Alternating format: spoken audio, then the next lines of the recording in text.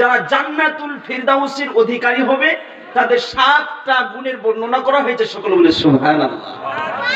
আমরা এখানে কিসের জন্য এসেছি গো? জান্নাত যাওয়ার জন্য না?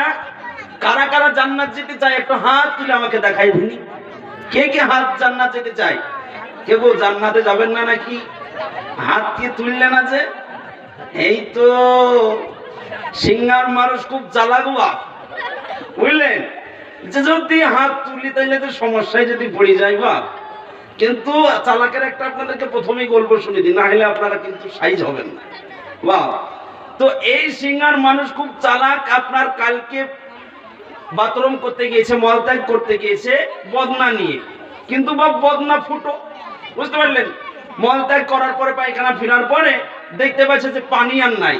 বলছে কালকে ওই মুর্শিদাবাদ নওদা থেকে বক্তা এইচ.এম. সাদ্দাম হোসেন জিহাদি এসে আমাদেরকে হাত তোলাতে পারলো না। আমরা এত চালাক মানুষ, বদনা তুই আমাকে ঠকে দিলি।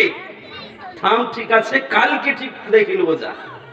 কালকে গিয়ে বলছে আজ পানি আগুতে খরচ করবো, তারপরে আজ পায়খানা ফিরবো। তাইলে বাপ জিতলো না ঠকলো? জিতলো না ঠকলো বাপ? ঠকে গেল না? তো অনুরূপ যারা হাত আপনারা তুললেন না তারা নেকি থেকে বঞ্চিত হয়ে গেলেন বাপ। হাত তোলার সঙ্গে সঙ্গে আল্লাহ রাব্বুল আলামিন কোন নেকি কাজ করার নিয়াত করলেই সঙ্গে সঙ্গে আল্লাহ রাব্বুল আলামিন আপনার আমলনামাতে একটা নেকি লিখে দেয়। সকলে বলি সুবহানাল্লাহ। তাহলে ইনশাআল্লাহ জান্নাত যাব, তাই না? জান্নাত যদি যেতে চান তাহলে এই 7টা গুণের বর্ণনা করব, তাকে মন দিয়ে শুনতে হবে এবং আমল করতে হবে। করব ইনশাআল্লাহ। আল্লাহ রাব্বুল আলামিন এই সূরা মুমিনুনের বলেছেন যারা জান্নাতুল ফিরদাউসের অধিকারী হবে। আমি সর্বপ্রথম বলে নিই, যারা জান্নাতুল ফিরদাউসে যেতে চান এই দোয়াটা আমরা পাঠ করি। সকলে বলি আল্লাহুম্মা ইন্না নাসআলুকাল জান্নাতাল ফিরদাউস। আল্লাহুম্মা ইন্না নাসআলুকাল জান্নাতুল ফিরদাউস। আয় আল্লাহ, আমাদেরকে সকলকে জান্নাতুল ফিরদাউস দান করো। সকল রব্বুল আলামিন সূরা মুমিনুনের প্রথম নাম্বার আয়াতে কি বলেছেন জানেন? কদ আফলাহাল মুমিনুন। মুমিন বান্দা সফল কাম হয়ে গেছে। কি বলেছে আল্লাহ? সফল কাম হবে না, সফল কাম হয়ে গেছে। আমরা তো আলহামদুলিল্লাহ সকলেই মুমিন বান্দা, তাই না গো? সকলে আমরা মুমিন বান্দা, কিন্তু আমরা আসল সফল কাম হতে পারছি না। আমরা সফল কাম কাদেরকে ভাবি গো? যারা 1 লক্ষ টাকা মাসে বেতন চাকরি করে, তাই না? যাদের 100 বিঘা জমি, 2-4টা বাড়ির মালিক, 10টা গাড়ির মালিক, তাদেরকে আমরা সফল কাম ভাবি। কিন্তু আল্লাহ কাদেরকে সফল কাম বলেছে? যারা ঈমান আমল নিয়ে যারা জান্নাতুল ফিরদাউসের অধিকারী হতে পারবে তাদেরকে আল্লাহ রাব্বুল আলামিন আসল সফল কাম বলেছে। সকলে বলে সুবহানাল্লাহ। তাহলে আসল সফল কাম হবে তো ইনশাআল্লাহ।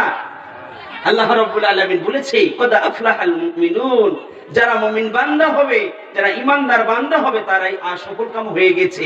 যারা এই 7টা গুণে গুণান্বিত হতে পেরেছে তারা সফল কাম হয়ে গেছে।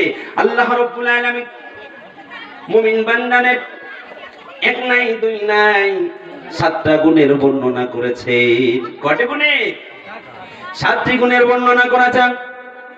1 নম্বর আল্লাহ রাব্বুল আলামিন ঘোষণা করে দেন, আল্লাযীনা হুম ফি সালাতিহিম খাশিউন।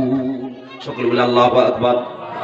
আমার ভাইয়েরা, আমার বোনেরা, একটু কান খুলে শুনুন।